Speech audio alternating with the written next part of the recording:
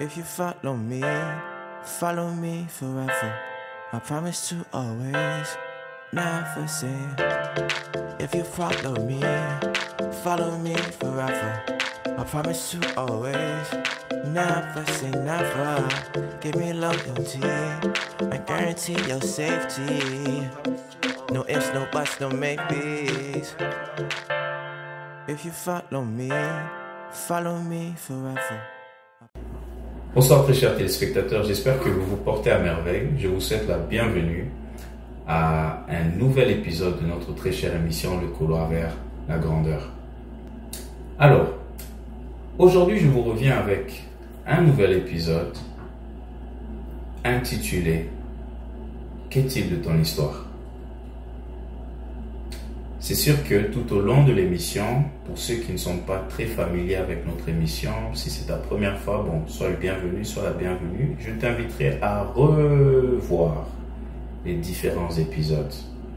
Mais en même temps, pour ceux qui sont déjà assez familiers avec notre émission, vous avez pu constater que j'ai pu partager avec vous différentes histoires. Mais ce sont des histoires de personnalités qui ont existé soit dans cette génération, qui sont toujours vivants ou qui ont eu à exister dans les générations précédentes, mais qui se sont démarqués de leur génération simplement en fonction de ce qu'ils ont pu réaliser, en d'autres termes l'impact ou l'influence qu'ils ont pu avoir dans la vie d'autres personnes pour la gloire de Dieu. Mais la réalité en est que ces personnes, certains d'entre eux éventuellement, ne sont plus de ce monde des vivants. Ils sont décédés, certains d'entre eux sont auprès du Seigneur et d'autres encore sont encore vivants parmi nous. Ils sont comme des pères qui encouragent d'autres personnes dans la voie que Dieu les a appelés à réaliser. Mais le fait est que ces personnes ne sont plus sur scène aujourd'hui. C'est vous et moi qui sommes sur scène en ce moment. Et la Bible dit que il y a une nuée dans le ciel, faisant référence en fait aux habitants du ciel. Ils sont en train de regarder en fait. C'est comme si c'est une course. Vous voyez quand il y a comment ça s'appelle, le marathon. Il y a le parcours, il y a les différents athlètes qui se placent. Et puis vous avez comme, en anglais on appelle le cloud of witness. En français je dirais comme, mon professeur les appelait les Ivoiriens, des gens qui sont assis à rien faire, juste regarder. En fait, il y a des Ivoiriens au ciel. Ils sont en train de contempler en fait qu'est-ce que nous sommes en train de faire. Donc ma question pour toi aujourd'hui, c'est qu'est-il de ton histoire? Est-ce que tu fais partie aussi de ces personnes qui sont simplement assises à regarder la vie des autres, les autres courir leur course, ou bien tu es déjà dans ta course? C'est très important pour toi de te poser cette question. Mais pour aller encore plus loin, je tiens à souligner quelque chose qui est très important avant d'entrer dans le vif de mon sujet. C'est que il y a deux mots qui, je pense pour ma part, j'avais besoin de comprendre. C'est des choses que je n'avais pas très bien comprises, mais je comprends que c'était nécessaire pour moi, parce que tant que tu n'as pas encore eu la clarté dans ces choses, je pense que ça sera vraiment difficile pour toi de vivre le plan de Dieu pour ta vie. Ces deux mots sont simples, c'est l'objectif ou le but et la destinée. Je pense que c'est des mots que tu as déjà eu à entendre, pas de ma bouche, sûrement de personnes de l'environnement, disons ton entourage, la télé, la musique. Ce sont des mots qui sont très très très prononcés et qui nous sont très familiers. Mais je pense que souvent, c'est des mots que on a tendance à confondre. Il n'y a souvent pas de clarité. On sait, ok, destinée, objectif, souvent c'est comme si c'est la même chose. Des fois, c'est différent, mais c'est une différence qui n'est pas assez distincte comme ça. Donc, on ne sait pas vraiment distinguer les deux. Mais je pense que je vais essayer du mieux que je peux de rendre ça plus simple que possible. En fait, l'objectif ou le but, c'est le pourquoi. La destinée, c'est le comment. Je vais vous donner un exemple. Dans le plan de Dieu pour ma vie, il savait que, à un moment donné, Jonathan aurait avoir eu cette idée de concevoir une émission appelée Le couloir vers la grandeur. Ok? C'est cette destinée. C'est la destinée, c'est le comment. Ok? Et maintenant, au travers cette émission, Le couloir vers la grandeur, le comment, ça me permet d'accomplir l'objectif pour lequel Dieu m'a créé. C'est influencer les gens pour Christ. Donc, c'est-à-dire que la destinée, c'est le comment. Et l'objectif, le but, c'est le pourquoi. Donc, ça fait que comment Dieu mesure, en fait, le succès d'une personne, selon les Écritures, c'est en fonction de l'objectif que Dieu lui donne. La destinée peut être changée. Ça peut changer. La preuve, c'est que dans le plan de Dieu, en 2017, tu devais être par exemple en Chine. Mais Dieu peut toujours changer son plan, mais il ne peut pas changer le but de ta vie. Et je peux vous montrer dans les Écritures que c'est très distinct et c'est très clair. Jésus-Christ était clair dans son objectif. Il savait qu'il devait venir et mourir. C'était ça son purpose. Quand vous lisez les prophéties des prophètes qui parlaient de Christ, son objectif, le but de sa venue sur terre était déjà bien déterminé. Maintenant, de comment est-ce qu'il devait y arriver, il y avait maintenant le comment. C'est là maintenant qu'on entre dans le domaine de la destinée. La destinée renferme en fait cette plateforme. Ça renferme ces personnes. Ça renferme ces choses que Dieu avait déjà prédestinées, alignées déjà avant que tu n'entres en jeu, que tu puisses utiliser ces choses afin de réaliser en fait le but final qu'il avait, le but absolu de ta vie. Donc c'est quelque chose qui est très nécessaire à comprendre. C'est-à-dire que il faudrait que tu sois capable de connaître ton objectif et ta destinée. C'est très nécessaire, c'est vraiment important. Parce que j'ai découvert dans les Écritures que c'est possible d'être dans la destinée de Dieu, mais de pas d'accomplir le but de Dieu pour ta vie. Donc, c'est très très nécessaire. Alors la question qu'on peut se poser, c'est ok, comment est-ce que je peux être capable de connaître cet objectif-là que Dieu a placé pour ma vie? C'est très simple. J'aime beaucoup ce que Dr. Miles Monroe dit, c'est que quand tu as un téléphone, tu ne sais pas comment ça fonctionne. Qu'est-ce que tu fais? Tu fais recours au manuel. Le manuel, c'est la pensée du créateur. Il te dit, voilà, ce téléphone que j'ai créé, il est censé fonctionner comme ça. C'est la même chose. La meilleure personne qui est mieux placée pour te révéler le but sur la terre, c'est le Seigneur. J'ai bien beau parler de la destinée, du purpose, je peux t'expliquer ce que c'est, te distinguer la chose. Ça ne va pas pour autant faire que tu vas connaître, découvrir cette chose. Et c'est pourquoi j'aime bien les Écritures, c'est parce que le Seigneur nous invite à creuser. C'est comme ça que la Bible dit que le royaume des cieux, c'est comme cet homme qui a découvert un trésor caché sur terre. C'est-à-dire que tu dois creuser. Maintenant, c'est le Seigneur qui va révéler ça. C'est pourquoi Dieu dit que je me laisse trouver à ceux qui me cherchent. Donc, la réponse, la solution est entre tes mains. C'est toi qui dois décider aujourd'hui de rechercher le Seigneur dans la parole afin qu'il puisse te révéler ton objectif, la raison pour laquelle il t'a créé sur cette terre. Et ça m'emmène au deuxième point, qui est l'importance du Saint-Esprit. Je ne peux pas surenchérir ou bien ne pas beaucoup dire sur l'importance du Saint-Esprit. Vous voyez dans les Écritures, on dit que Paul, les 12 disciples, les 12 apôtres, ils étaient avec Jésus. Mais Christ leur a dit, les paroles que je vous dis sont esprit et vie. Mais tant que mon Père ne vous les a pas révélées, vous ne croirez pas. La preuve, malgré qu'ils étaient avec Jésus, ils ne le connaissaient pas vraiment. Parce que Jésus va leur demander qui je suis. Certains vont dire non, tu es un prophète. Ce sont ces disciples qui répondaient, ce n'étaient pas les gens de l'extérieur. Certains disent tu es un prophète, l'autre dira que voilà, tu es un magicien, c'est ce que les autres pensent de toi. Mais bon, il les disait ça comme ça, mais en d'autres mots, il disait moi aussi je pense comme ça.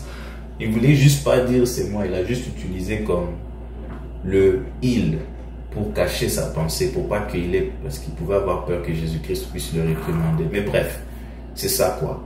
Mais ensuite, il y a Pierre, parmi tous les disciples, il y a eu Pierre qui a dit, tu es le Fils de Dieu. Et regardez la réponse de Jésus. Jésus lui dira, Pierre, la chair et le sang ne t'ont pas révélé ça, mais c'est mon Père qui est dans le ciel. Donc qu'est-ce que ça veut dire? Ça veut dire simplement que la révélation du plan de Dieu, de la pensée de Dieu, ne peut qu'être accordée que par le Saint-Esprit. Donc tu peux entendre des gens parler de Dieu, de la parole de Dieu, de l'amour de Dieu. C'est beau, c'est glorieux. Mais tant que le Saint-Esprit n'a pas encore révélé ces choses à ton intelligence, tu ne connaîtras jamais. C'est pourquoi Paul dit que les choses de l'Esprit ne peuvent pas être acceptées et reçues par l'homme naturel, parce qu'elles ne peuvent qu'être discernées par l'Esprit. Donc vous voyez combien l'importance du Saint-Esprit est nécessaire afin que tu puisses comprendre ces choses-là. Et ça m'emmène encore au troisième point maintenant.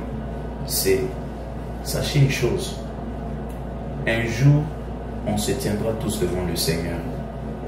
La Bible nous dit que il y a ce qu'on appelle le jour du jugement.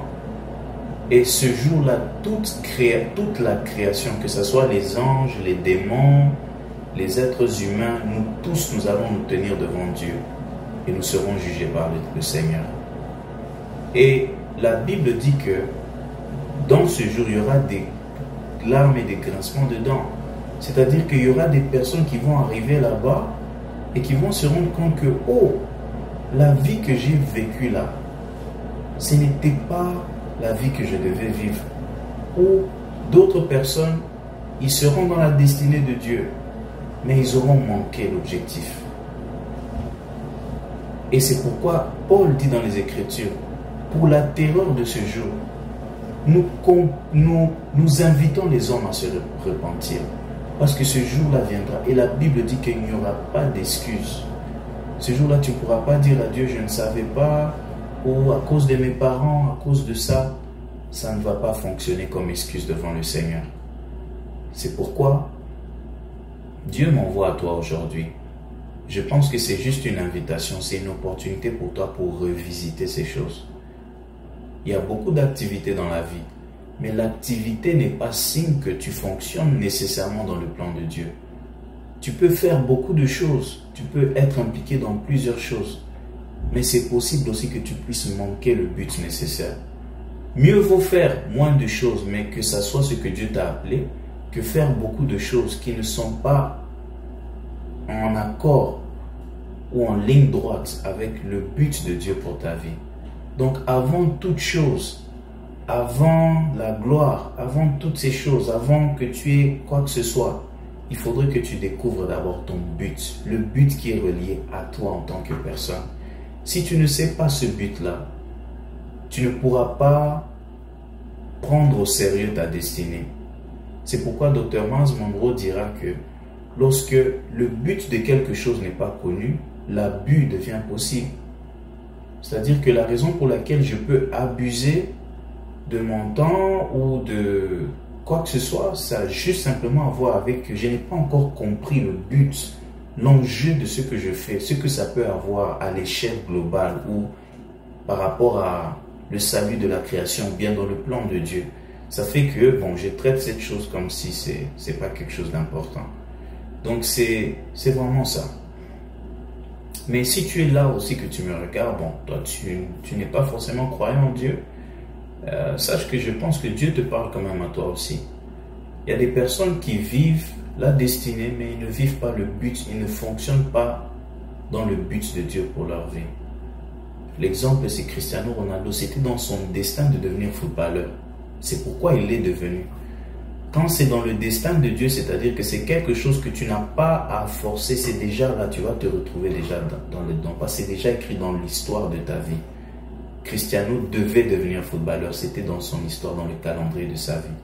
Et c'est là que j'ai compris que certaines personnes qui échouent dans la vie, dans un domaine particulier, c'est parce que ce n'était pas dans le destin de leur vie. Donc tu peux faire quelque chose qui n'est pas dans ta destinée. C'est pourquoi ça ne marchera jamais. Parce que ce n'est pas dans ta destinée pour ta vie. Ça c'est une chose. Et voici encore quelque chose de très important, c'est que tu as besoin du Seigneur, mon frère, ma soeur. Tu as besoin du Seigneur pour plusieurs raisons. Tu as des questions, tu as des situations difficiles, des questions auxquelles tu n'as pas de réponse, des questions auxquelles tes parents, tes amis, les docteurs, la science n'a pas de réponse. Qui est mieux placé pour répondre à ces questions si ce n'est Dieu? Et c'est pourquoi Dieu, en Christ, il a fait le premier pas vers toi. Il te dit, sèche, tu n'as plus besoin de me chercher.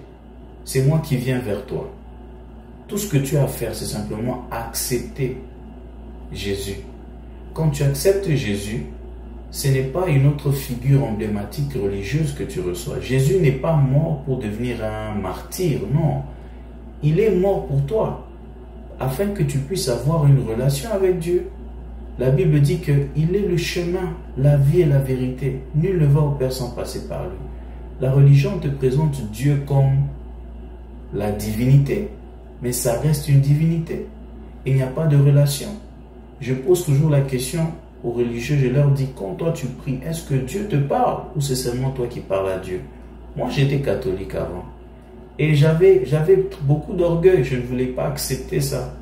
Parce que je me disais que si j'accepte, c'est comme si quelque part j'ai trahi ma religion. Mais non, il faut être sincère avec soi-même. Et aujourd'hui, j'ai une relation avec le Saint-Esprit. Je ne dis pas juste ça parce que c'est beau, ça fait un peu cliché. Non, c'est vrai, il me parle. Je peux témoigner de ça. Il me parle vraiment. Et c'est magnifique.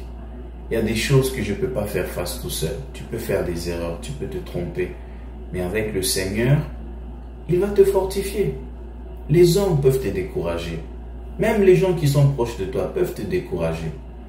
So, dis-moi, si tu n'as pas Dieu, comment sera la vie? Ta femme peut dire des choses blessantes. Ton frère, ta soeur, sans vraiment des intentions négatives. Mais ça peut blesser aussi. Mais si tu n'as pas Dieu, comment ça va se passer? J'ai du mal à concevoir une vie sans le Saint-Esprit. C'est impossible. Il y a des problèmes que tu as intérieurement.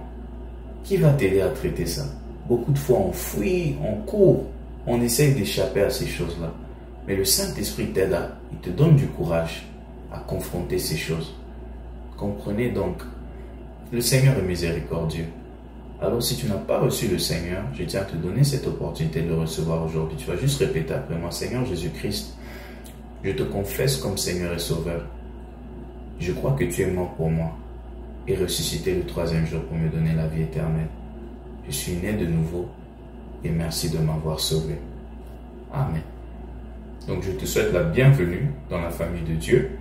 Et il y a un lien qui va apparaître sous l'écran, devant ton écran. Ça s'appelle la Rhapsodie des réalités. C'est un dévotionnel. Ce n'est pas un substitut pour la Bible. C'est juste un outil qui va t'aider à méditer les Écritures. Et tu as chaque jour la pensée de Dieu. Et tu as en dessous ce qu'on appelle le plan d'études bibliques. C'est un plan qui va t'aider à lire la Bible. Moi, quand je me suis converti, j'aimais bien le Seigneur, mais j'étais pas très intéressé avec la Bible parce que ça paraissait être un gros livre. Et puis tu t'es dit, où est-ce que je vais commencer? Peut-être tu n'as pas souvent le temps d'accorder autant d'attention, mais le plan d'études bibliques annuel est fait stratégiquement pour ce temps parce que Dieu sait que tu n'as pas toujours autant de temps à ta disposition pour passer des heures dans la Bible. Mais avec ça, tu peux avoir un temps stratégique comme 5-30 minutes, mais d'une manière efficace qui te permet de lire la Bible complètement. Donc, merci beaucoup. J'espère que vous avez été glorieusement bénis. Et je vous demande de rester connectés pour le prochain épisode. Mais jusqu'à ce, je vous souhaite une très belle soirée, bonne journée à vous et prenez soin de vous. À la prochaine et que Dieu vous bénisse. Au revoir. Follow me forever. I promise to always never say. If you follow me forever.